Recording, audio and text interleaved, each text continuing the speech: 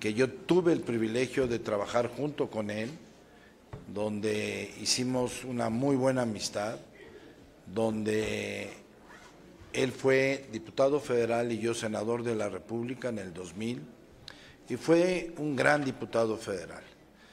Tiene una carrera enorme, es quizás el funcionario con Herminio Blanco y Jaime Serra y 2, 3 mexicanos que negociaron el Tratado de Libre Comercio con América. Estuvo ahí sentado en la mesa de la negociación y sin duda alguna ha jugado un papel fundamental en la evolución de que la estabilidad económica de nuestro país hoy sea una garantía. Y si hay garantía en la estabilidad económica de México, no cabe duda que la Secretaría de Economía ha jugado un papel y un rol fundamental. Quiero agradecer a los acompañantes del secretario de Economía, a Juan Carlos Baker Pineda, subsecretario de Comercio Exterior, y a Edgar Guerrero, director general de Vinculación Política con el Senado de la República. Sabemos, secretario, que está de tiempo completo viendo las negociaciones. Terminó la 6ª ronda en Canadá el día de ayer. La 7ª vendrá a México el mes que viene. Y vemos, y lo digo con sinceridad, cómo se esfuerza usted todos los días, primero por defender a México, segundo por defender al presidente Enrique Peña Nieto y tercero, ante todos estos dos, defender la soberanía de nuestro país. Es fundamental el trabajo que viene realizando. Créame que para nosotros era de gran utilidad escuchar en viva voz que nos platicara usted cómo van los avances del Tratado de Libre Comercio y que nos sentimos de verdad orgullosos de que usted sea uno de los representantes. También quiero decirle que estoy convencido de que todos los acuerdos que vamos a estar sacando del Tratado de Libre Comercio van a tener beneficio para los 3 países. Se trata de ganar, ganar y ganar y que ningún país pierda. Esa es la tesis que ha llevado el secretario de Economía, el secretario Guajardo, a las 6 reuniones que ha tenido y que creo que son fundamentales para que México salga adelante de este gran acuerdo que le ha dado viabilidad económica, financiera y estabilidad y paz social a nuestro país. También vimos el Tratado Amplio y Progresista de Asociación Transpacífico, el TPP-11, como 11 países se pudieron poner de acuerdo y usted entre ellos llevando batuta para que el pasado 23 de enero se lograra un texto final aprobado por acuerdo general. Le reconocemos muchísimo ese trabajo que viene realizando. El Tratado de Libre Comercio entre México y la Unión Europea, creo que vamos trabajando, creo que es fundamental diversificar los mercados de nuestro país y eso es lo que usted hace. Eso es lo que viene haciendo durante 5 años, 1 mes o 2 meses que está acompañando al presidente en esta importantísima secretaría y que estoy convencido de que vamos a salir airosos de la revisión no solo del Tratado de Libre Comercio, sino del tratado también con Europa, con quien estamos ya configurando y haciendo cosas muy importantes. Acaba de estar usted en Davos, en el Foro Económico Mundial. Hay un reconocimiento a su trabajo, hay un reconocimiento al liderazgo del presidente Enrique Peña Nieto por las reformas estructurales que ha venido desarrollando desde que inició con gran valentía, con gran vigor y con gran visión de Estado.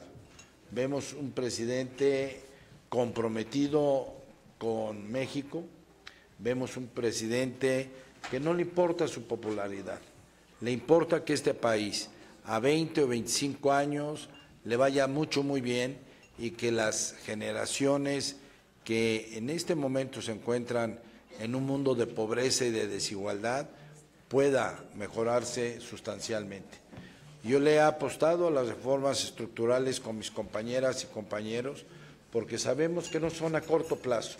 Hay unas que ya nos están dando resultados, la energética, la de comunicaciones, la financiera, pero hay otras que nos van a tardar un poco más y que sin duda alguna a usted le está sirviendo esto para poner en la mesa de los tratados algo que no teníamos, que era telecomunicaciones. No existía telecomunicaciones en ese entonces, que hoy ya está adentro. No estaba la reforma energética que aprobó México y que nos está dando gran certidumbre en nuestro desarrollo. Terminaría diciéndole, secretario Guajardo, que para nosotros es muy importante su presencia el día de hoy, porque primero lo conocemos, segundo estamos todo el día atentos de ver cómo está usted trabajando de tiempo completo, llegando de un lado y a los 2 días se regresa. Me comentaba en la comida, estaba en Davos, regresó y de aquí se fue a Canadá, cuando de Davos a Canadá era mucho más sencillo, pero lo hace la obligación de estar aquí también desahogando todos los asuntos de su cartera, de la Secretaría de Economía. Por eso, sea muy bienvenido, estaremos muy atentos a esta ponencia y gracias por estar con nosotros el día de hoy. Muchas gracias, señor. Gracias, coordinador. Agradecerle, como siempre, al senador Emilio Gamboa la invitación y apreciando muchísimo la presencia del senador Carlos Alberto Puente, quien, como coordinador del Grupo Parlamentario del Partido Verde, siempre nos acompaña. Y haciendo especial agradecimiento a los miembros de esta fracción parlamentaria del PRI, quienes nos acompañan en la Comisión Especial de Seguimiento para la Modernización del Tratado. Sí, los tengo a todos aquí. Bueno, uno se nos quedó por allá, que también es parte de la comisión, el senador Cavazos. Le encanta estar en esa esquina, senador Cavazos. Pero también agradecer al senador Ursúa, que tuvo el tiempo y la disponibilidad de acompañarnos en esta sexta ronda. Estuvo por Canadá y se dio cuenta pues que también había 11 diputados estadounidenses que estuvieron dándole seguimiento muy cercano al tema, miembros de la Comisión de Medios y Arbitrios, especialmente del Subcomité de Comercio. Le agradezco mucho, senador, el habernos acompañado. Como bien lo señaló el senador Gamboa, la idea es organizar esta charla con ustedes en 4 grandes apartados. El primero, sin duda, y el más complejo y más irrelevante para ustedes, es el seguimiento de la sexta ronda del Tratado de Libre Comercio de América del Norte. El segundo, por la importancia de su procesamiento y el impacto a nivel global, que es la materialización del TPP. El tercero, la modernización con Europa, que hizo referencia el senador. Y también me gustaría platicarles un cuarto apartado, donde traemos ahí el avance de la apertura con Brasil, con Argentina, al mismo tiempo de la modernización de la zona europea de libre comercio, con los 4 países que la conforman, empezando con Suiza. Y finalmente platicarles sobre las nuevas membresías que se están negociando en Alianza Pacífico.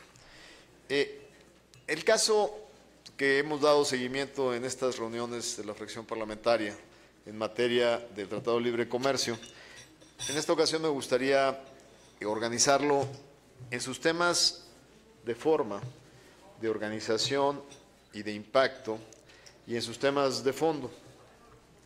En los temas, por así decirlo, de forma, que finalmente también, como bien lo dicen ustedes siempre en política, que la forma es fondo, tiene implicaciones interesantes porque lo hace distinguirse de las negociaciones tradicionales. Estamos acostumbrados a que en nuestras negociaciones partimos de conceptos y de visiones totalmente comunes, y la negociación se vuelve fundamentalmente puntos de vista técnicos que nos llevan a diferentes soluciones, pero no partimos de contrastes divergentes desde el punto de vista de concepto. Esta negociación, como ustedes lo han observado, tiene ese ingrediente que parte de visiones distintas, de qué significa un déficit comercial, de cuáles son las implicaciones de que un tratado ni siquiera llegara a pensar de no tener mecanismos de solución de controversias, cosas que son realmente atípicas en el concepto de la integración internacional. Y el segundo tema de este mismo concepto de que no es una negociación tradicional tiene que ver con su ingrediente mediático. Es una negociación que está altamente mediatizada, a tal grado que a veces nos sorprende cómo durante 20 años este tratado, yo creo que cometimos el error de descuidar su mantenimiento permanente. Por eso un día nos despertamos 20 años después y nos sorprendimos de su posible vulnerabilidad. En cambio, el arranque de esta exposición mediática ha hecho que actores que nunca se habían involucrado en Estados Unidos ahora estén involucrados. Hemos recibido más publicidad positiva como socios comerciales estadounidenses en los últimos 6 meses o en los últimos 8 meses de la atención que habíamos recibido en 20 años. Entonces, esto es un área de oportunidad. Es un área de oportunidad porque se despertaron una serie de actores y no necesariamente grandes empresas. Estamos hablando que ahora los agricultores, en un gran seminario o congreso que tienen ahora no me acuerdo en qué estado lo están llevando a cabo, hoy salió una declaración en un panel de agricultores estadounidenses que dicen, y para mí es una gran sorpresa, nosotros votamos por Trump y queremos mandarle un mensaje al señor presidente que si no hay tratado no hay reelección. O sea, imagínense el mensaje que viene de los agricultores. Entonces, y que son electores naturales del presidente, ¿no? Entonces, esto de alguna manera, ese cambio de forma, tenemos que capitalizarlo. Y tenemos que capitalizarlo para que lo que finalmente terminemos de acordar tenga fortaleza y sea sostenible a través de una nueva lección de cómo alimentar un proceso que no tenga fragilidades. Y eso pasa por una serie de decisiones que se tienen que tomar dentro del acuerdo mismo. El otro punto es que la velocidad de esta negociación es totalmente atípica.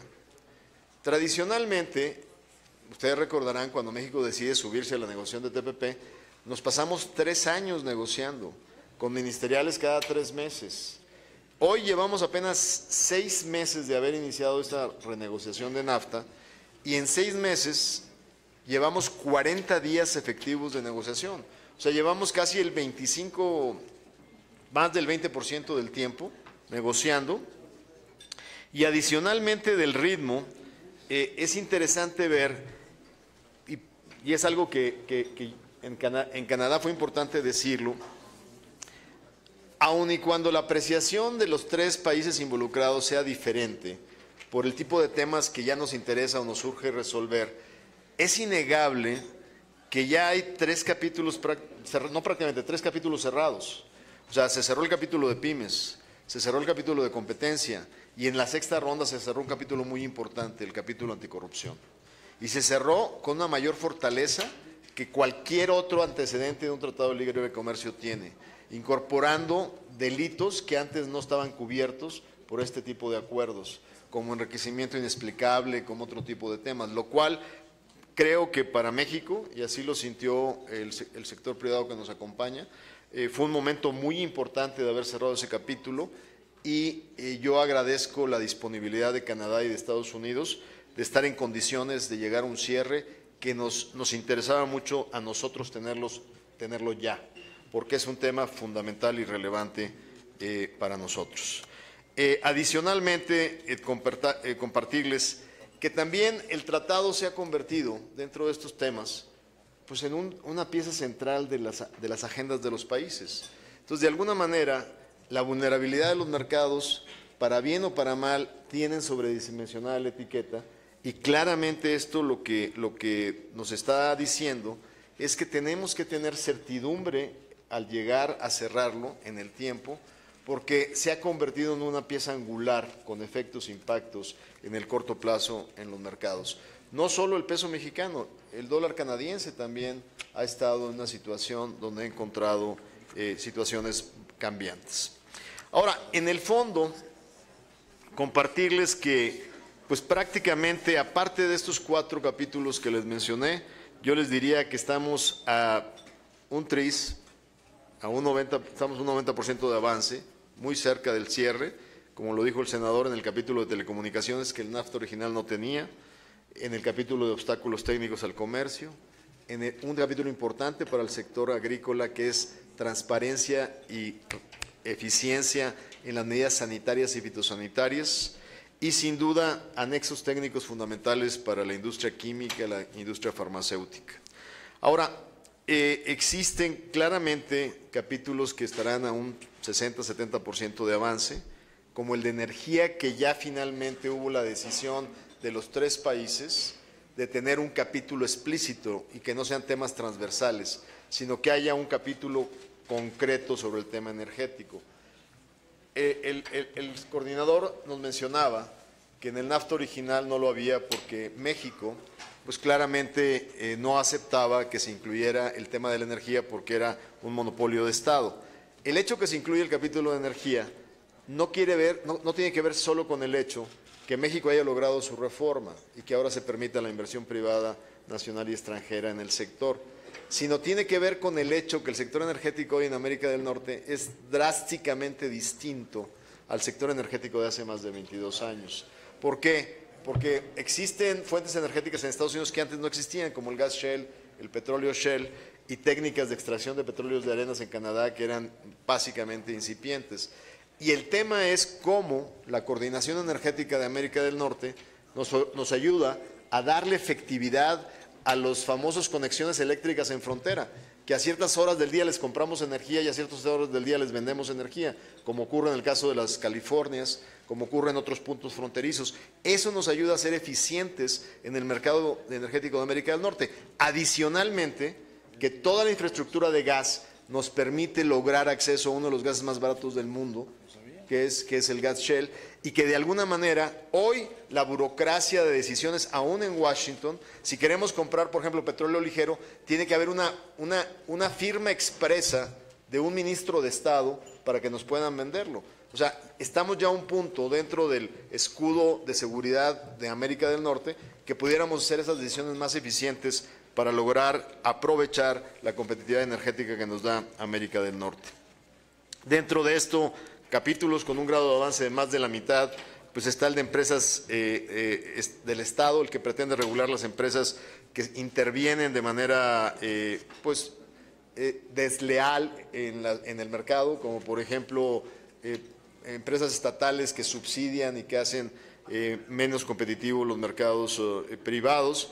El capítulo laboral, donde he compartido con ustedes que hay una asimilación más cercana al formato que tuvimos en TPP, aun y cuando Canadá tiene un posicionamiento más orientado a las resoluciones de la Organización Internacional del Trabajo, a todo lo que son lo que México ha reconocido y el Canadá ha reconocido dentro de la OIT, y que Estados Unidos claramente no se ha adherido a esos principios internacionales.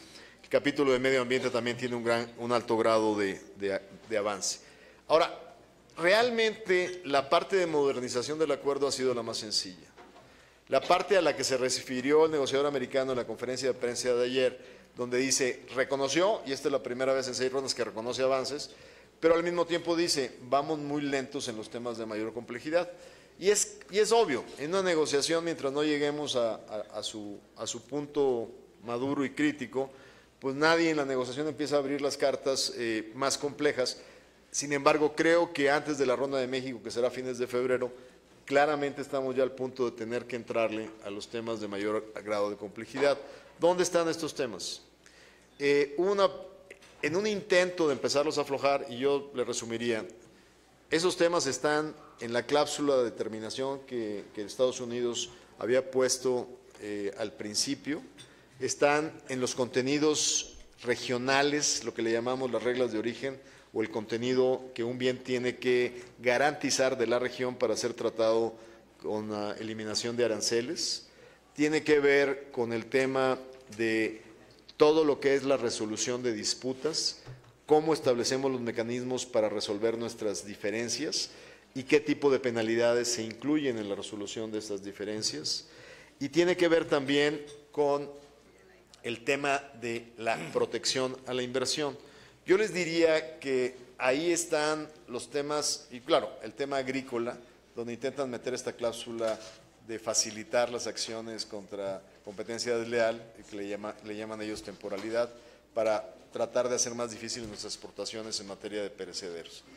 Ahí estaría el universo complejo de la negociación. Ahora, tomando uno a uno estos temas, yo les diría que en reglas de origen automotriz, Canadá presentó en la sexta ronda una propuesta que le da un viraje a su conceptualización técnica y parte de una idea que yo creo que es válida, y es, cuando negociamos el tratado hace más de 22 años, el modelo de automóvil que utilizamos para definir cómo deberíamos de asegurarnos que la mayor parte del automóvil sea hecho en América del Norte, utilizamos el modelo 1992. Si ustedes comparan el modelo de cualquier auto 2017 con el modelo 1992, el carro es un 80% mínimo, totalmente estructuralmente diferente. Desde la inclusión de electrónica, los cerebros de computadoras, cómo se comunican el sistema de dirección con el sistema digital, cómo el auto está hecho de nuevos materiales ligeros en plásticos resistentes, cómo se sustituyen aceros por plásticos de alto nivel, de tal manera que es lógico que tengamos que volvernos a poner el reto de cómo definir los contenidos. Y lo que Canadá trata de hacer es hacer una reestructuración de esa metodología y decir, preocupémonos que las partes torales del automóvil estén hechas en América del Norte y garanticemos que el acero y los aluminios sean producidos en América del Norte. Entonces, esto de alguna manera nos ayuda. Estados Unidos había puesto en la mesa, más que una explicación del nuevo tipo de automóvil prototipo, había puesto simplemente metas y había dicho, en lugar del 62.5 que actualmente hay que meterle de contenido de América del Norte a un auto, nos queremos meterle el 85. Y en lugar de que estemos haciendo un traceo de X número de partes fundamentales, queremos el 100% de trazabilidad de las partes más importantes de un automóvil. Realmente es esperable que el negociador americano haya dicho públicamente que la propuesta canadiense no era aceptable, pero creo que merece un análisis más profundo para tratar de rescatar de ella todo aquello que sea técnicamente valioso y empezar a analizar. La industria automotriz, representada por la mía en la industria terminal, me ha expresado la visión que ha compartido con la industria de América del Norte y dicen ni un paso diferente al 62.5% actual. Yo he platicado con ellos, yo creo que debemos de ser realistas. 22 años después, creo que América del Norte puede replantear el modelo que se creó hace 22 años y creo que es lógico. Ahora, seamos totalmente honestos. La industria mexicana de propiedad y de desarrollo tecnológico está en las autopartes. La industria automotriz es mexicana porque emplea mexicanos e invierte en México, pero sus patentes y precedencias son 3 grandes norteamericanas, 3 japonesas, o sea, todas tienen sus sedes corporativas. Sin embargo, les hemos expresado que las defenderemos como si fueran nuestras porque darán empleo a mexicanos, pero tienen que también ser conscientes de que tenemos que dar un paso importante para reconceptualizar el automóvil en la modernidad. El tema de inversión que recae fundamentalmente en el Senado. Ustedes muy seguido nos apoyan y se los agradezco profundamente en la aprobación de los acuerdos recíprocos de inversión. A veces tenemos con países acuerdos de inversión cuando no tenemos tratados. ¿Para qué son estos acuerdos? Para decirle al inversionista de este país, si tú vienes e inviertes en México, te vamos a dar estas garantías y tendrás derecho a recurrir a paneles internacionales, desde el punto de vista tribunales de defensa, si crees que violamos tus derechos como inversionista. Pero la ley que ustedes aprobaron de tratados internacionales, creo que es en su articulado número 8 o 5, no recuerdo, establece claramente que ustedes no le autorizan al Ejecutivo dar autorizaciones de protección a la inversión extranjera si no obtenemos en reciprocidad exactamente lo mismo para la inversión mexicana. Entonces, ese es un candado muy importante que ustedes tienen en el marco legal.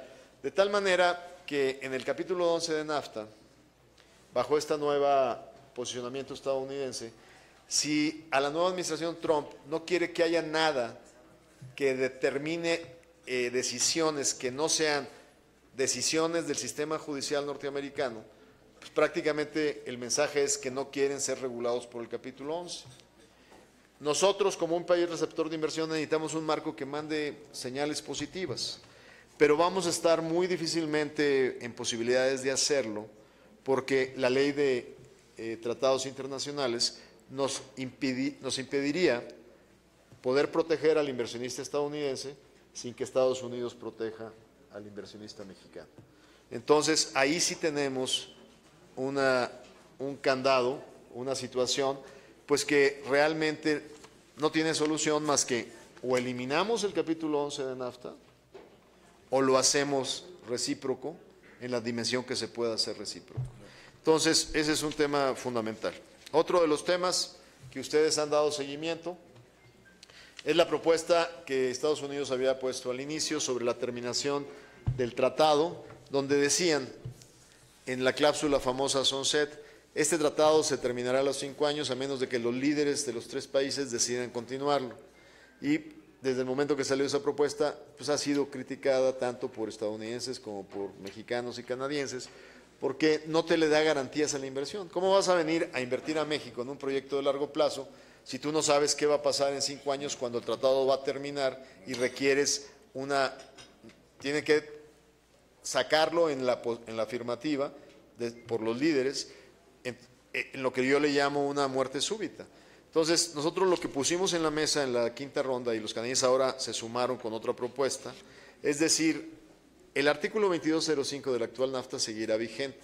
Si los líderes consideran que quieren terminarlo, lo pueden terminar, pero no bajo la premisa de que en automático termina, sino que tendrías que iniciar un proceso de salida, como ocurre en el actual NAFTA. Lo que sí establecimos en la propuesta, reconocimos que este tratado tuvo el error en su diseño original de no mantener un mecanismo de evaluación frecuente, que es lo que nos tiene en esta difícil situación. Hagamos en el nuevo tratado que cada 5 años, pactado su metodología, con participación de 3 think tanks de cada uno de los países, se establezca una evaluación de los efectos en todos los sectores de este acuerdo y que con los resultados de esta evaluación sean los líderes de cada nación los que decidan qué quieren hacer, pero tendrán que tomar una acción para pararlo, no que el tratado en automático esté terminado. Entonces, yo creo que ahí tenemos que ir avanzando la negociación para aterrizar un lenguaje que nos satisfaga a todos, sin que mande estas tremendas olas de incertidumbre. Y les diría que aparte del tema de reglas de origen, aparte del tema de inversión, aparte del tema del famoso sunset clause o cláusula de terminación, está el tema agrícola. El tema agrícola sigue siendo muy complejo y ustedes acaban de observar que parte del problema es que quieren introducir un mecanismo para lo que es la investigación sobre competencia desleal, aquella que mis amigos en el sector conocen muy bien, que es el tipo de investigaciones que se hicieron sobre el tomate mexicano o que se hicieron sobre el azúcar. Hay una serie de requisitos que la Organización Mundial del Comercio impone para que esas investigaciones se sostengan. Tienen que cumplir una serie de requisitos. Lo que quieren hacer estos amigos es darle una vía rápida para que puedan afectarnos cuando temporalmente coinciden las cosechas de productos frescos. Y eso sería terriblemente dañino, porque si abrimos esa caja de Pandora, los incentivos van a estar de los dos lados para desatar lo que hemos logrado. O sea, si ellos utilizan un mecanismo muy rápido para atacar a los productores de berries, a los productores de espárragos o los productores de melones, nosotros vamos a utilizar el mismo mecanismo para los productores de fructuosa, para los productores de maíz, y lo que vamos a terminar haciendo es regresar en el tiempo, ¿no? Y quitarle los beneficios que el sector agrícola ha traído en las 3 naciones.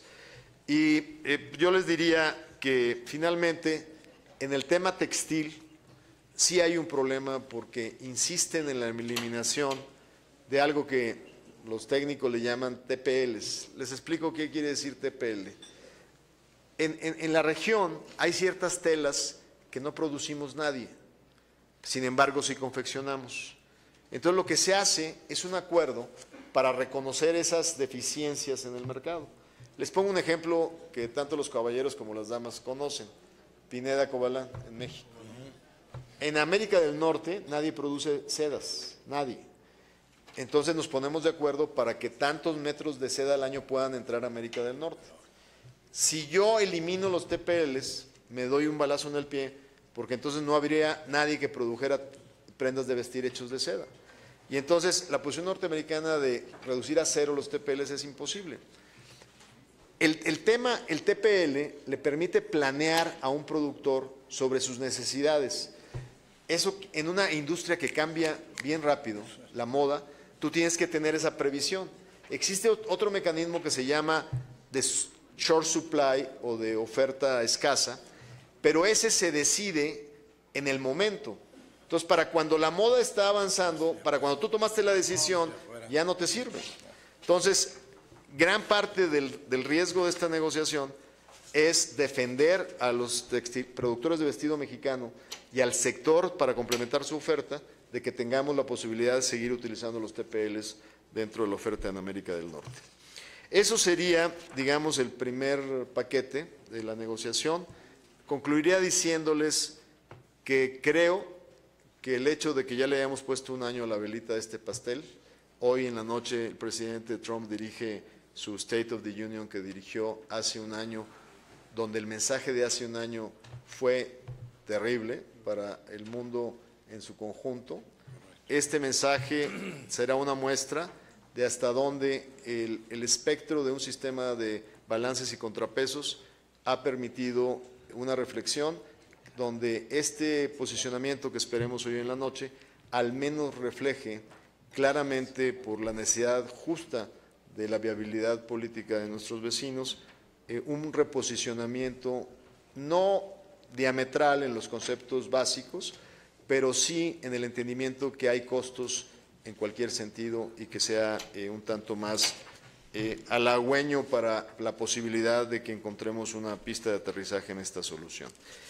Creo yo que la próxima ronda será altamente relevante e insisto, esta negociación puede terminar a partir de la ronda México y puede ser tan rápido como fines de febrero, principios de marzo, o puede tener la posibilidad de que cruce la elección y nos lleve a un acuerdo en el mes de julio. O sea, yo no descarto nada en las próximas semanas y por lo tanto creo que deberíamos estar en un contacto permanente para estarlos informando de cómo está avanzando, sobre todo los senadores designados al grupo de seguimiento. El segundo tema es el TPP. Déjenme compartirles, porque fue estratégico el apoyo del senador, por San Luis Potosí, Teófilo Torres Corso. Lo conozco muy bien, lo que pasa estaba en la toma del agua. Teófilo Torres Corso fue fundamental, nos acompañó en varias de las rondas, pero fue una muy importante la que nos acompañó en Hawái, donde tuvo la oportunidad de hablar con todos los interlocutores del sector privado mexicano en los diferentes temas. Esa negociación la cerramos en Atlanta el 25 de octubre del 2015, y se procedió a su firma el 4 de febrero del 2016. Cuando yo digo que esa negociación se cerró como todas, de la mano de la interlocución de un comité especial del Senado y de la mano del cuarto de junto del sector privado. Hubo dos sectores en esa negociación que al final tuvimos que trabajar con ellos.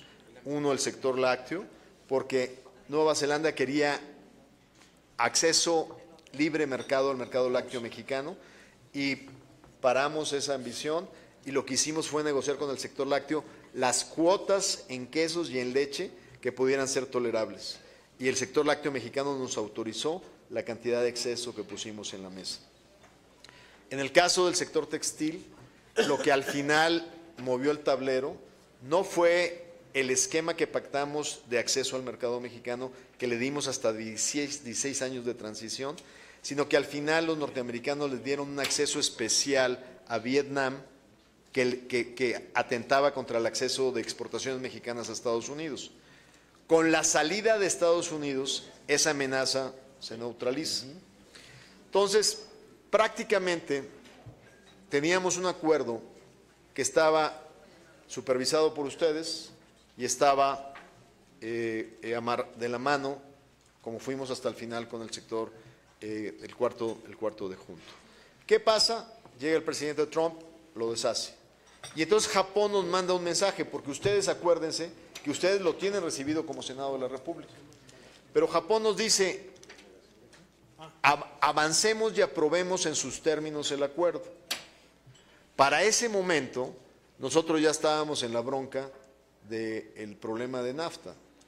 Y entonces le dijimos a Japón, el Japón ya lo había aprobado por sus dietas, y le decíamos, nosotros no podemos pedirle a nuestro Senado que lo apruebe en sus términos, porque estaríamos aprobando cosas de interés de Estados Unidos que van a estar presentes en la mesa de negociación de NAFTA.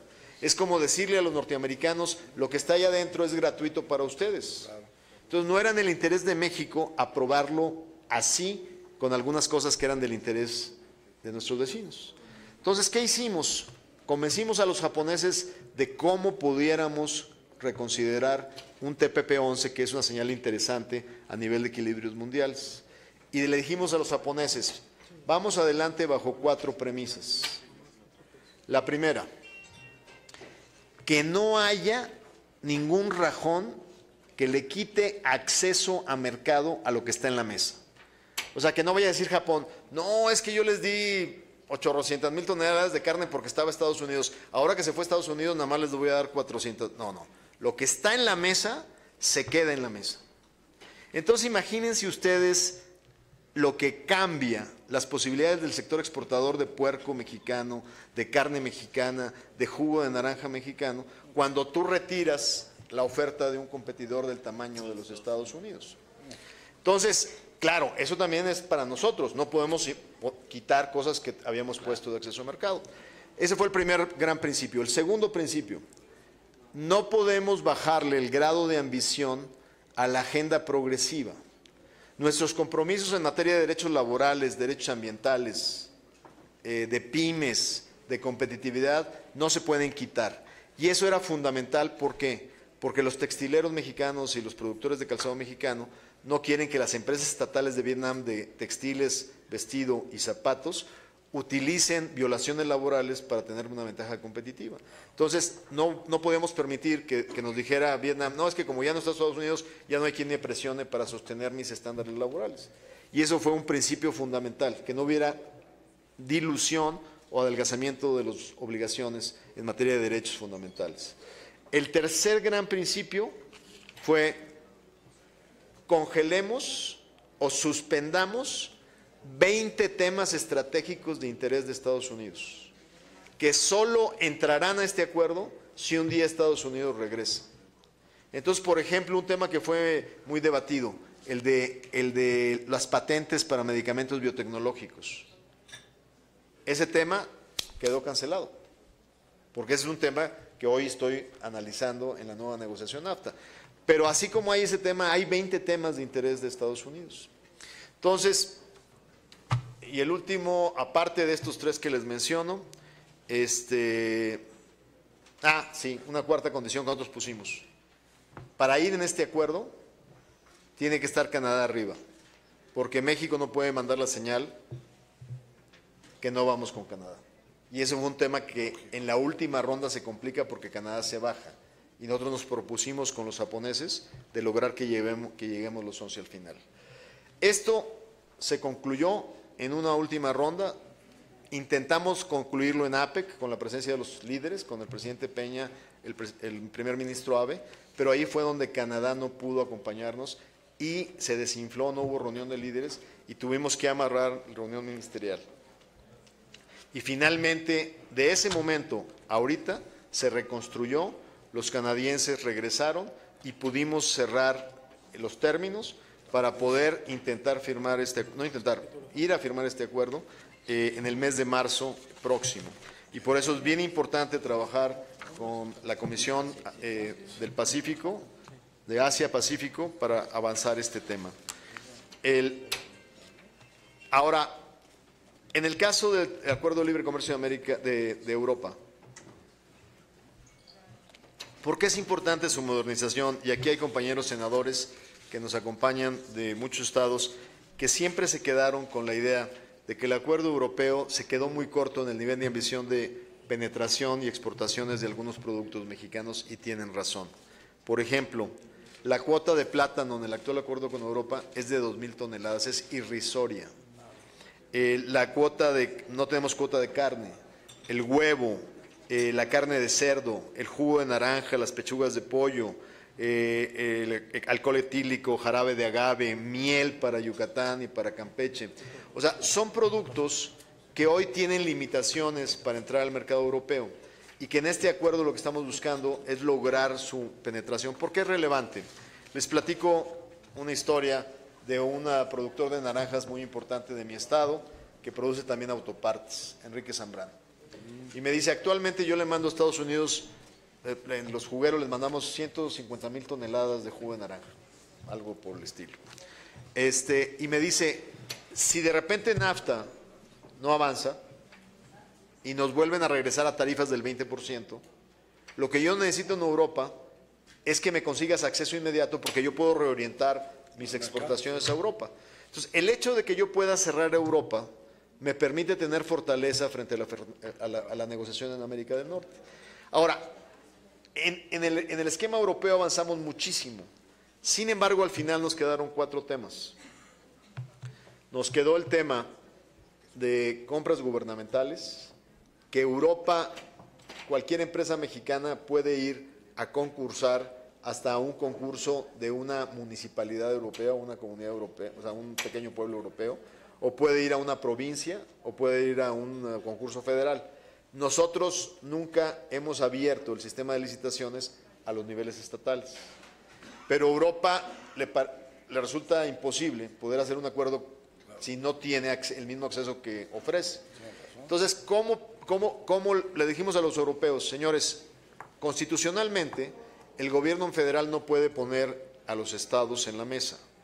Podemos invitarlos a que se suman a un mecanismo de licitaciones, bajo el principio de que va a ser una gran ayuda para mejorar la transparencia a nivel de los estados, airar y ventilar nuestros procedimientos y ayudar también a que si, por ejemplo, Campeche, Tabasco, todos los días que me ven me dicen, es que queremos el acceso de plátanos que tiene Colombia y que tiene Costa Rica en el acuerdo con Europa.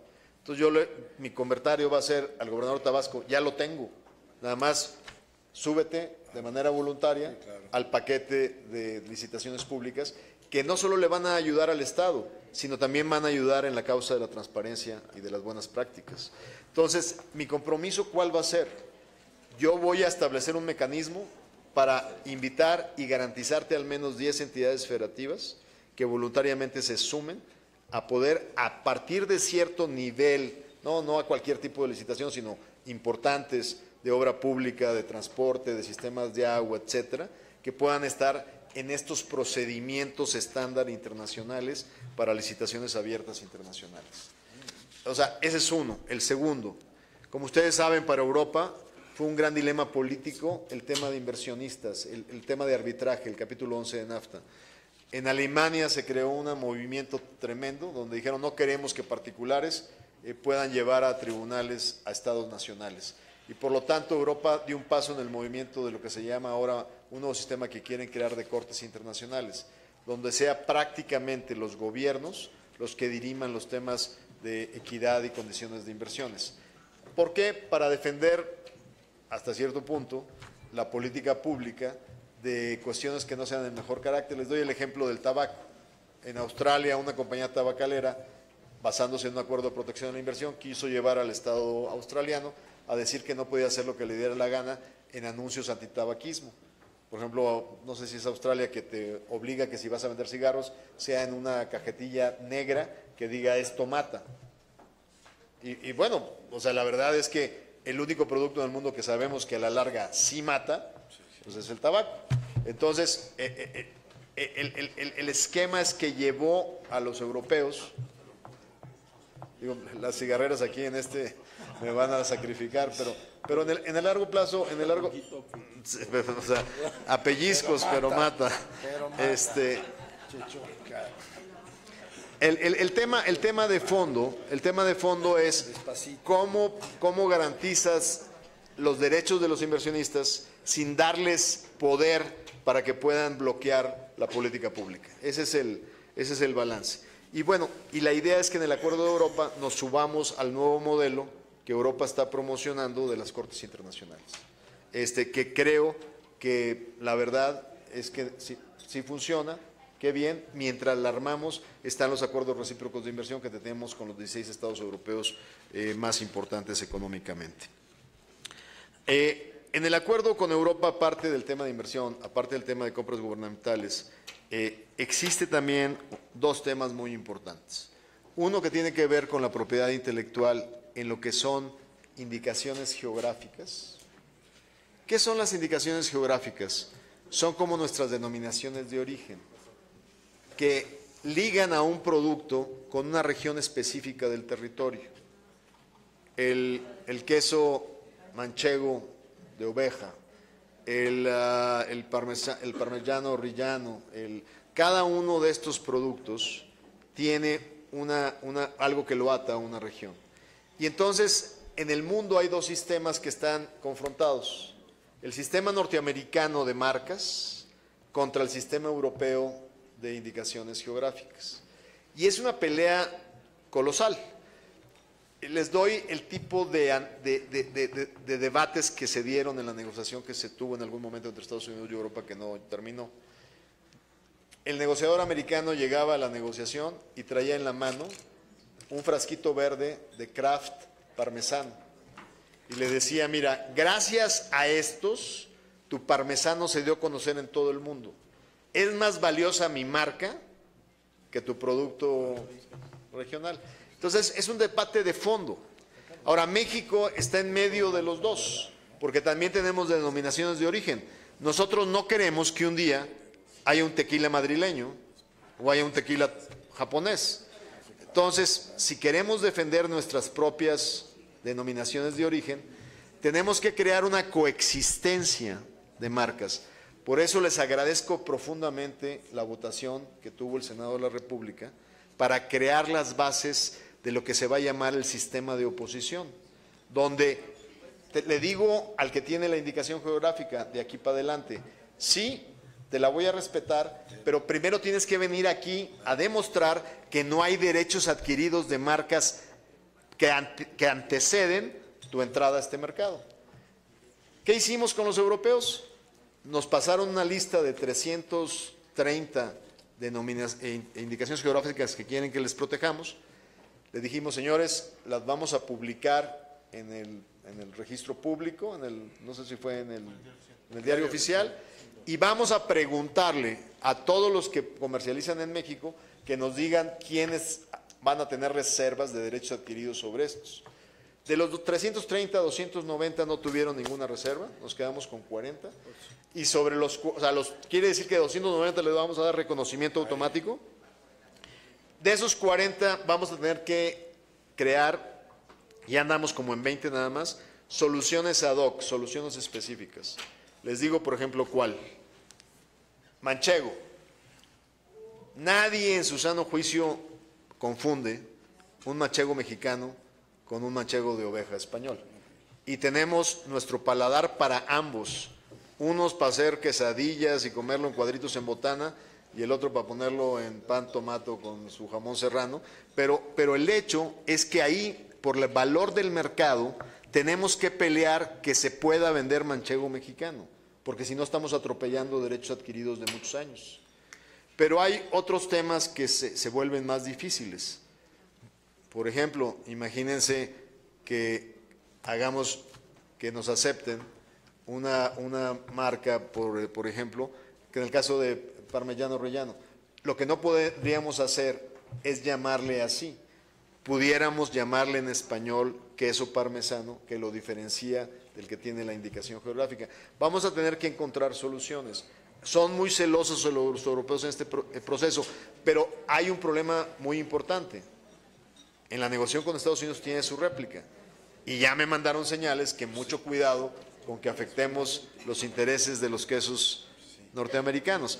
Pero afortunadamente los quesos más importantes, por ejemplo, mozzarelas.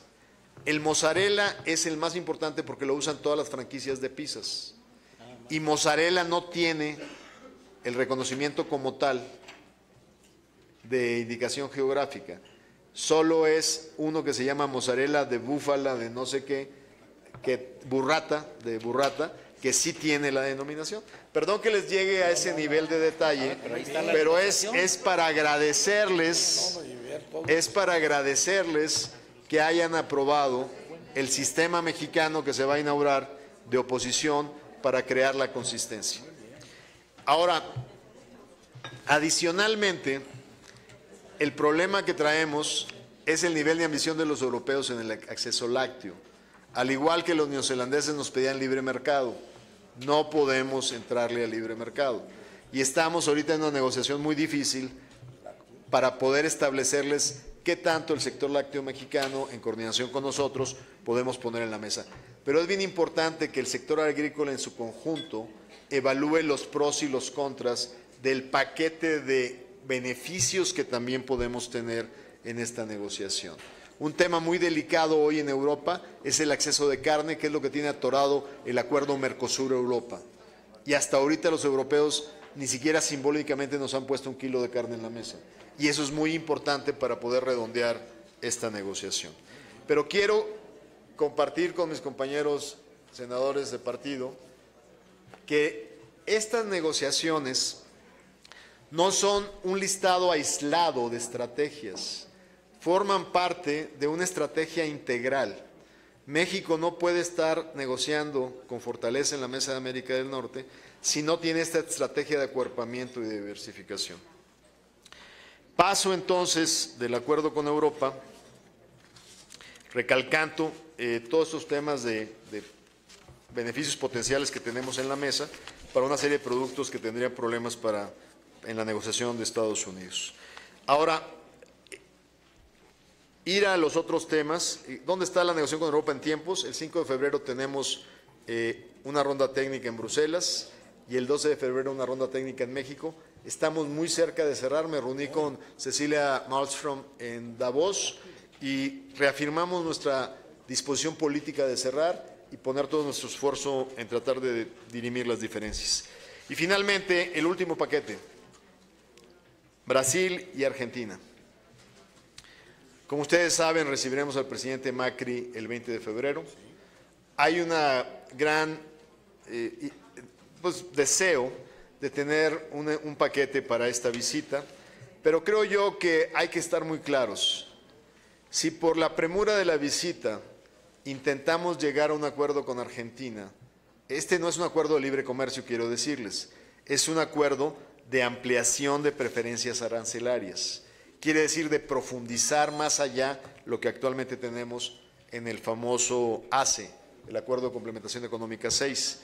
Pero lo que le hemos dicho a nuestros amigos argentinos es que si por tener algo para la visita terminamos con algo de bajo nivel de ambición, el mensaje que estamos mandando a Estados Unidos pues es un mensaje de que estamos blofeando y no es un mensaje que nos convenga mandar. Entonces, si vamos a tener algo, tiene que ser algo de profundidad. ¿Y qué implica tener profundidad? Que abran su mercado automotriz y que nosotros abramos con más seriedad la compra de granos Argentina, que puede ser eventualmente una oferta complementaria a la de Estados Unidos. En el caso específico de Brasil, la idea es llegar de 1.500 fracciones libres de arancel hoy a casi 3.000 fracciones libres de arancel. Perdón, no. 3.000 adicionales para llegar a casi 4.500 fracciones libres de arancel. Y la idea es también que aterricemos paralelamente esos acuerdos porque siempre dos compañeros de Mercosur van a estar observando con quién cierra primero México y lo que más nos conviene es prácticamente cerrar de manera muy simultánea, ¿no?, en estas negociaciones, si hay las condiciones para poder cerrar claramente. Y finalmente Alianza Pacífico estará negociando la integración de Estados miembros asociados con Singapur, Nueva Zelanda, Australia y Canadá en una ronda que se llevará a cabo en Australia. Se está llamando en estos momentos en Australia y que la idea es empezar a negociar la incorporación de nuevos socios a Alianza del Pacífico. Aquí dejo mis comentarios agradeciéndoles a todos su atención.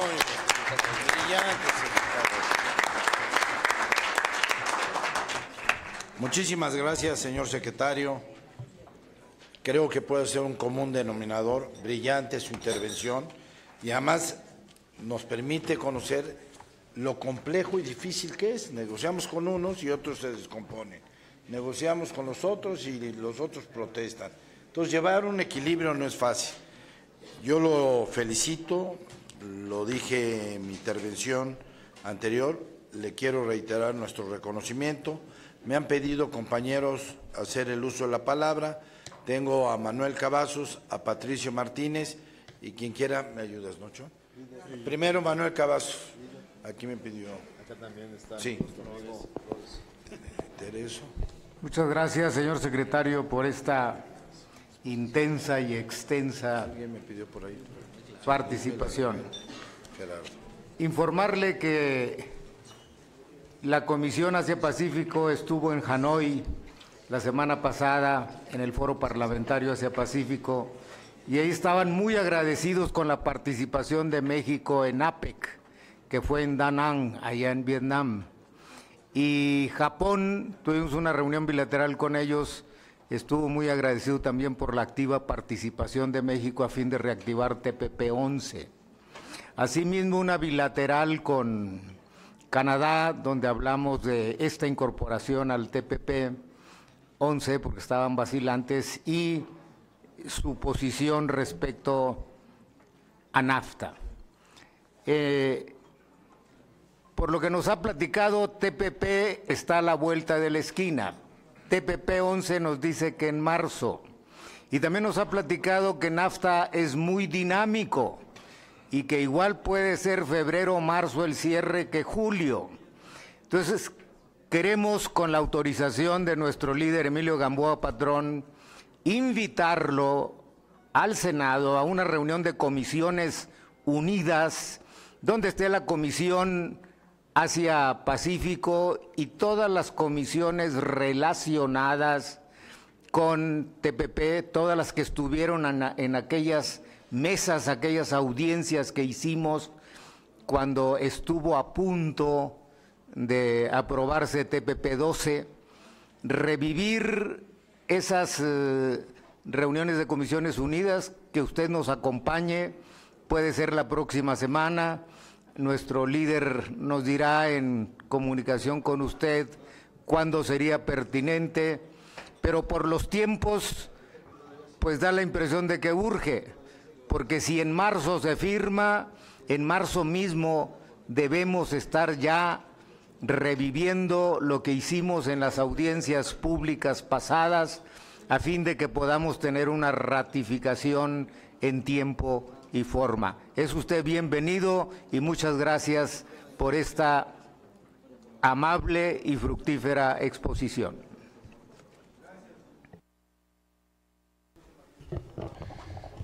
Muchas gracias, coordinador. Señor secretario, reconocer en primer lugar el alto grado de dificultad que tiene el trabajo que están ustedes desarrollando con las múltiples negociaciones que están desarrollando, tanto para el Tratado de América del Norte, el de Europa, el Pacífico y todo lo demás que tienen que estar contemplando en un horizonte muy amplio, con muy alto el grado de especialización y con una gran trascendencia para el futuro de México en cada una de las negociaciones que ustedes vayan cerrando. Es fama pública que México tiene buenos negociadores y que eso está dándole un gran soporte, es un gran aval el que tienen estas negociaciones, precisamente el que tiene México con sus negociadores. Felicidades. Pero tengo dos temas. En primer lugar, en telecomunicaciones. Es evidente que quien maneje en telecomunicaciones, específicamente redes sociales, maneja las sociedades, maneja la política, maneja las tendencias y los mercados. ¿De qué manera se está visorando este asunto tan delicado que ha demostrado para el mismo Estados Unidos que una interferencia en estos asuntos le lleva a graves... Distorsionado. Es un tema que independientemente que nuestra misión será siempre buscar mejores condiciones de vida y calidad para nuestros trabajadores, eso es un hecho. Lo que creo conveniente es que no podemos permitir que ningún país le imponga la agenda laboral a otro país, que nos respetemos en ese tema. Y segundo, que es el tema puntual, que en lugar de creernos en esa distorsión, mejor pongamos en la mesa que nuestros trabajadores de México es el mejor capital humano que tenemos y que su destreza, su habilidad, digamos, el conocimiento que ellos han demostrado después de tener una gran vocación en el sector automotriz de 20 y tantos años, es decir, me refiero desde la firma del TLC hasta nuestros días. Bueno, pues hemos despertado una gran vocación automotriz en nuestro país y nos hemos convertido en un gran nicho de mercado para hospedar autopartes y manufacturas y hacer crecer esta gran industria. Pero repito, es muy importante sostener que todo este crecimiento que se da es precisamente porque en nuestro país los trabajadores son nuestra razón de ser y es el mejor capital humano que tenemos, por un lado. Y por otro lado, pues también igual, cuando respondemos de esta manera es porque sabemos que el camino para mejorar esa calidad de vida, pues es ligar los salarios a la productividad y a la competitividad, que es finalmente una tarea local y tarea de cada centro de trabajo. En ese tema quería ser puntual y en uno más, si me lo permite, que también igual hemos tenido la oportunidad de hacer equipo con usted y creo que en el otro acuerdo comercial de Asia-Pacífico conviene que también sigamos defendiendo la industria del acero. Creo que la industria del acero, usted la conoce perfecto y además aprovecho para agradecer a usted y al presidente que gracias a las salvaguardas que hemos tenido, pues la industria del acero ha permitido ser competitiva en nuestro país. Pero sí creo que conviene también no olvidar de lado que el verdadero objetivo sería lograr esos acuerdos comerciales que lo hemos visto con usted y hemos tenido muy buena respuesta para tener piso parejo en el cobro de aranceles. El dumping, la competencia desleal en este tema, no solamente lastima los empleos del acero, sino aparte, también desde hace muchos años, no ha permitido mejorar los salarios de estos trabajadores, que por cierto son los salarios mejor pagados de este país. Entonces, esos dos temas creo que vale la pena, de mi parte, tenerlos en la agenda y bueno, pues termino agradeciéndole todo el apoyo que hemos recibido los trabajadores del sector automotriz y los del acero por parte suya y de nuestro amigo el presidente de la República, el licenciado Peña Nieto. Gracias, coordinador. Muchas gracias, Tereso. Senadora Lisbeth Hernández. Gracias, líder. Felicidades, secretario. Hemos seguido las renegociaciones. En esta ronda, la sexta, tenemos entendido que hay un capítulo que tiene que ver, se cerró con la materia de anticorrupción, en el cual se van a penalizar aquellas prácticas corruptas que puedan darse en empresas o en gobiernos. En ese capítulo hablan sobre prácticas de integridad y regular para los delitos como soborno, cohecho, malversación de fondos, desvío de recursos, peculado, etcétera.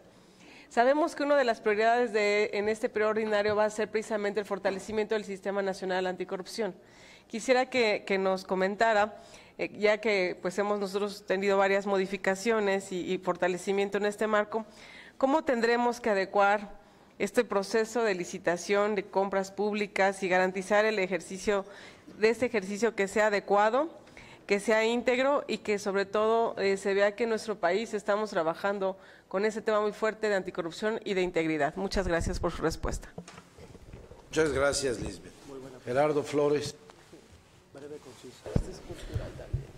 Muchas gracias, líder.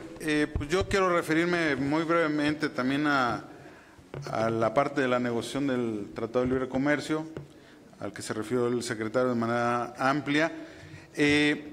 Yo percibo que ha habido un ligero cambio en el tono de la administración del presidente Trump, sobre todo justamente a raíz de esta presión de ciertos grupos. Yo detecté a finales del año pasado que había un movimiento incluso en redes y con publicidad pagada de los agricultores abogando por el TLC. Me parece, y bueno, además de esa estrategia publicitaria, obviamente haciendo presión sobre el Congreso, sobre los senadores, sobre los congresistas norteamericanos, haciendo ver su preocupación de una posible terminación del TLC o una salida de Estados Unidos del TLC. Está también los líderes del sector automotriz que se manifestaron en la Semana del Auto en Detroit, que fue hace poco, a principios de este mes, donde básicamente decían que no hay un auto en la región norteamericana que cumpla hoy en día con la regla de origen que está exigiendo Estados Unidos. Entonces, ellos pedían sensatez de parte de la Casa Blanca. Hace unos días también hay un economista que fue miembro del Consejo Económico del presidente Bush, hijo, que publicó un estudio donde señala que Estados Unidos perdería cerca de 0.3% del PIB anualmente si abandona el TLC. Él calcula que eso significa para la economía de Estados Unidos alrededor de 50,000 millones de dólares por año como costo. Entonces creo que las voces en Estados Unidos se han empezado a articular en torno a esta idea de que es más peligroso para Estados Unidos abandonar el TLC que quedarse en él. Entonces, y en función de ello, me da mucho gusto y celebro que la sexta ronda haya acabado, yo diría, de manera exitosa. Aunque se haya cerrado un capítulo y un anexo, creo que el éxito de la ronda está en función de la voluntad política que mostró el equipo negociador de Estados Unidos, y me parece que eso significa que vamos por buen camino. Entonces, básicamente yo quiero reconocer el trabajo que han hecho ustedes en la Secretaría de Economía, el equipo negociador en la parte técnica y desde luego en la parte política, en coordinación con la Cancillería, que creo que el Gobierno de México ha hecho una labor importante de cabildeo, de sensibilización en Estados Unidos.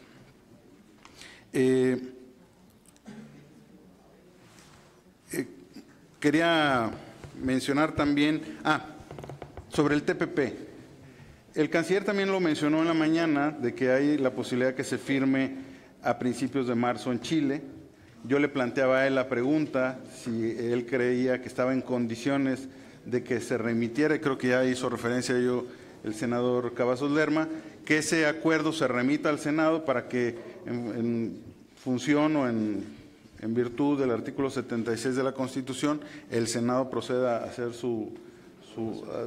la aprobación del tratado, como es su responsabilidad, si no, pues para ver de qué manera organizamos los trabajos de las comisiones, tal como lo planteaba el senador Cavazos. Yo creo que un tratado como esto sí sería importante que antes de que cierre esta legislatura pudiéramos discutirlo y aprobarlo.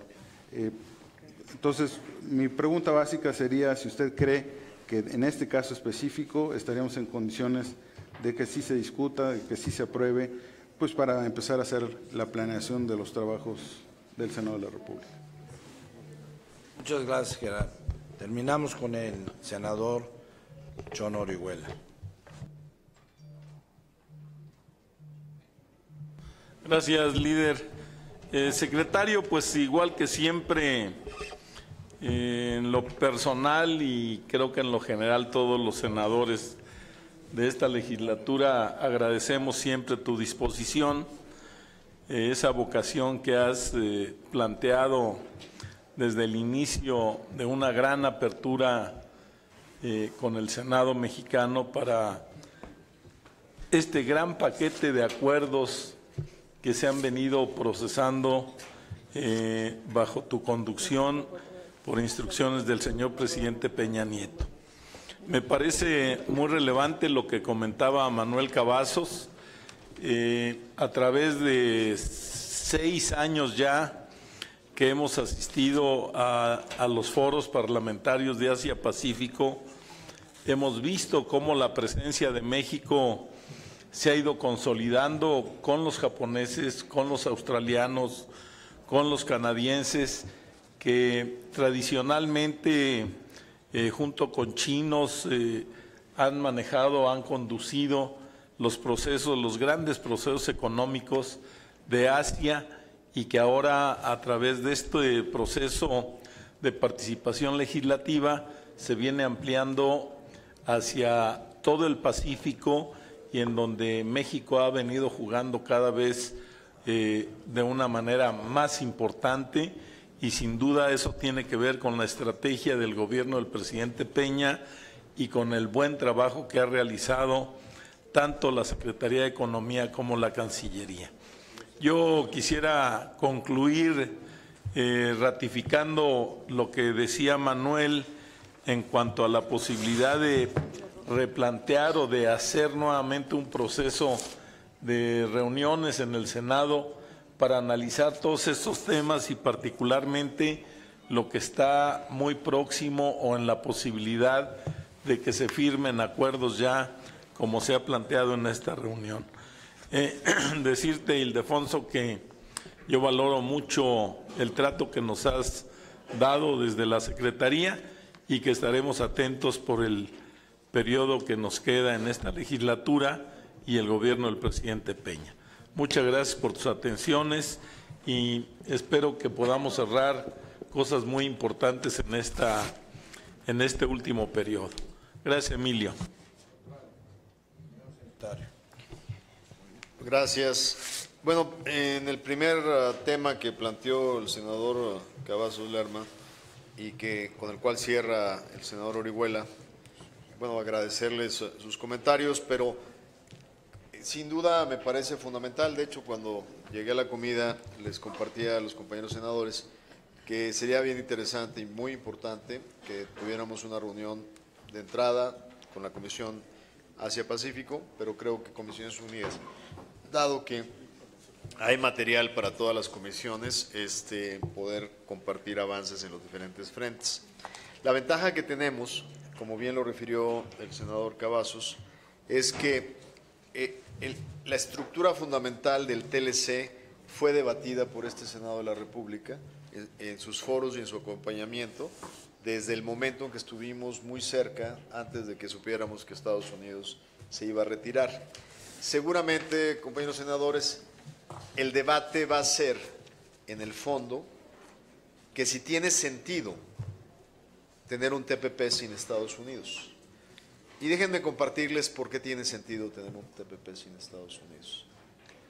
No solo es el argumento de diversificación comercial y de empezar a tender lazos que durante muchos años se quedaron estancados con el continente asiático, que es el de mayor crecimiento. Pero hay un argumento estratégico de fondo. Y este argumento es el siguiente. Si ustedes analizan TPP, si bien congeló 20 disposiciones de interés de Estados Unidos, esas están listas a activarse en cualquier momento en el futuro que un presidente norteamericano, inclusive el presidente Donald Trump en Davos dijo que estaría analizando sus relaciones comerciales con cada miembro de TPP. Pero recordemos que el diseño estructural de TPP está diseñado para los países occidentales que creen en la competencia justa y que se pelean contra los subsidios indebidos. De tal manera que es una plataforma que va a estar vigente hacia el futuro. En el escenario no deseable, y esperemos que logremos tener la capacidad de resolverlo, de que no exista un NAFTA, y proyectémonos a los años que quieran en Estados Unidos, ¿qué sería más fácil para un nuevo dignatario norteamericano? ¿Recrear el TLC en América del Norte? ¿O convencer por la estrategia geopolítica de restablecer el TLC, el TPP? Políticamente es más fácil, vis-a-vis el tema geopolítico Estados Unidos-China, avanzar una agenda multilateral que una agenda bilateral o trilateral. Y el TPP tiene en su estómago NAFTA. Por eso México nunca estuvo de acuerdo que avanzáramos sin Canadá en el TPP-11. De tal manera que cuando se construyó el TPP fue la manera indirecta de modernizar NAFTA. Así es que México estaría con una doble apuesta. Salvamos NAFTA o mordemos la bala en el corto plazo, pero tenemos un colchón de flotación en el mediano y el largo plazo. No perdamos ese valor estratégico del TPP. En las preguntas del senador Patricio Martínez, agradeciendo las referencias al equipo negociador, y la verdad es que pues es un equipo que tiene muchos años en la Secretaría, más permanencia que la que yo mismo tuve, porque yo fui y regresé, estuve 6 años en la Cámara de Diputados, pero decirles que sin duda me siento muy orgulloso del equipo que me acompaña y que las decisiones que se han tomado en ascensos y promociones han sido en función del mérito y no de las amistades del secretario, y que se ha respetado las antigüedades, la experiencia, las capacidades y sobre todo la inteligencia y resultados de la gente. El senador hace dos puntualizaciones, el senador Martínez. En telecomunicaciones, efectivamente, estamos viendo 2 temas dentro de la negociación. Uno que tiene que ver con ciberseguridad, y el nuevo NAFTA trae todo un apartado para protección de ciberseguridad dentro de los términos del acuerdo.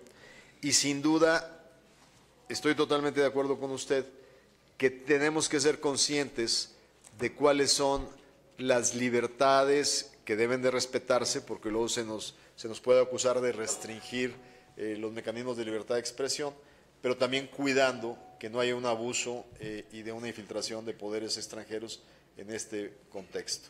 Y ahí tuve una reunión en Davos con el segundo de a bordo de Facebook y entré a fondo con el tema que ellos traen hoy, de cómo se utilizó Facebook, se ha utilizado en diferentes elecciones, y de qué están haciendo hoy para poder garantizar mecanismos de protección.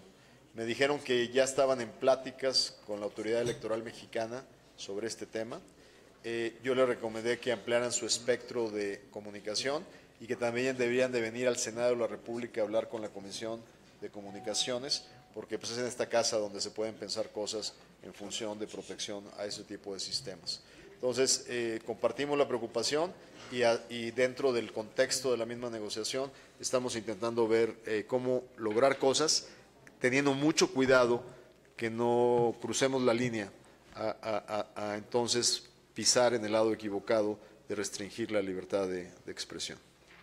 En el caso de la balanza ganadera, creo que en general es algo que poco a poco se empieza a entender, y el activismo de los agricultores norteamericanos ha mandado el mensaje muy claro que es una área minada, donde sería un error afectar lo mucho que hemos logrado en la relación bilateral, y creo que estoy confiado de que podemos ayudar mucho al sector agropecuario en esta negociación.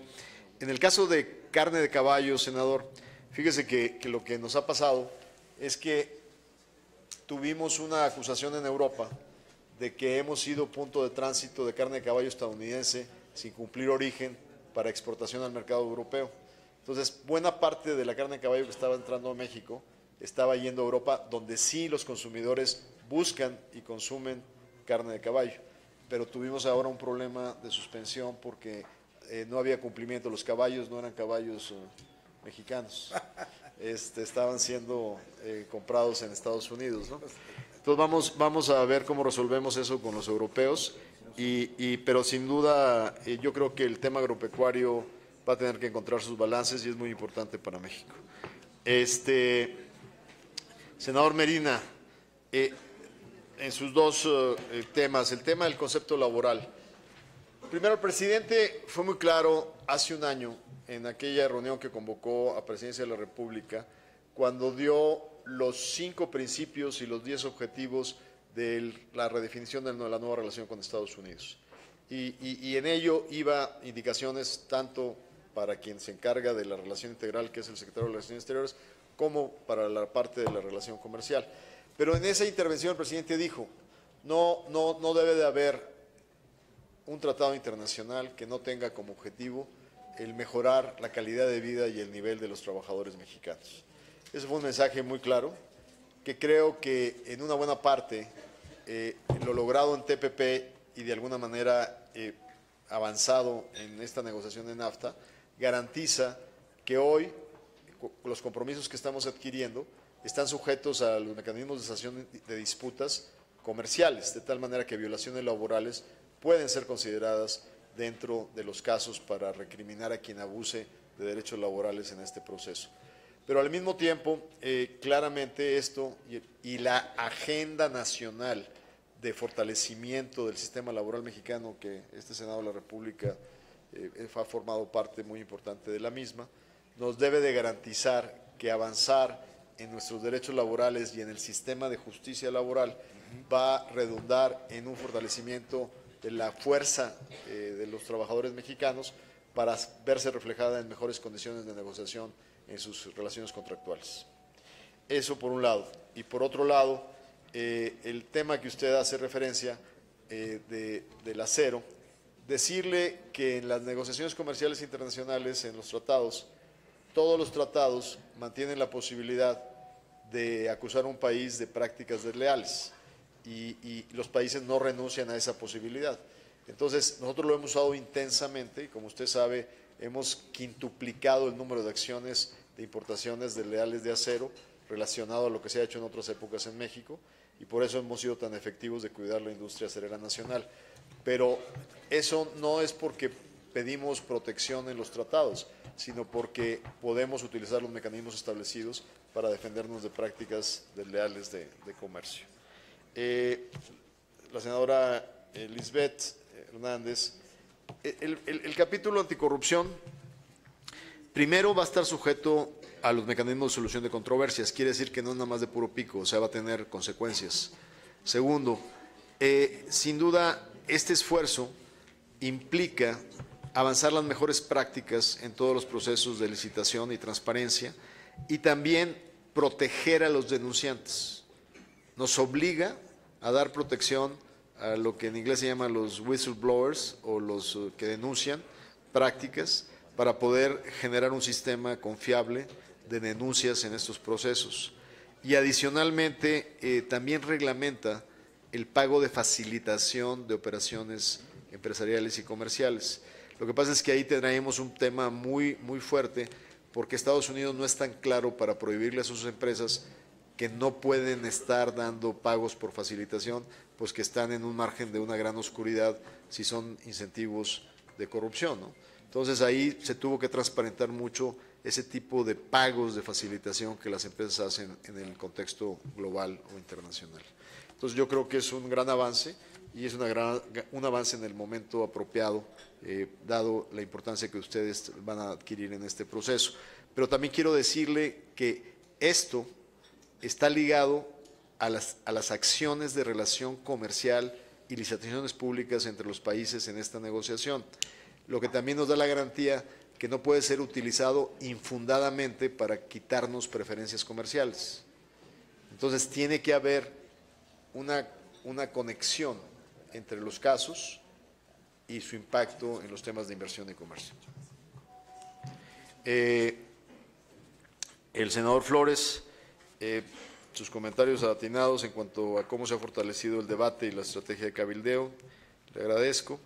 Y sin duda, en el caso del TPP, prácticamente lo interpreto como la idea de reiniciar este tema en términos de las consultas para avanzar una vez que podamos remitirlo al Senado de la República. Y bueno, el senador Orihuela hizo el comentario al principio, que se alinea con esto, que yo estoy en la mejor disponibilidad de estar en Comisiones Unidas cuando las agendas de los senadores se los permitan. Gracias.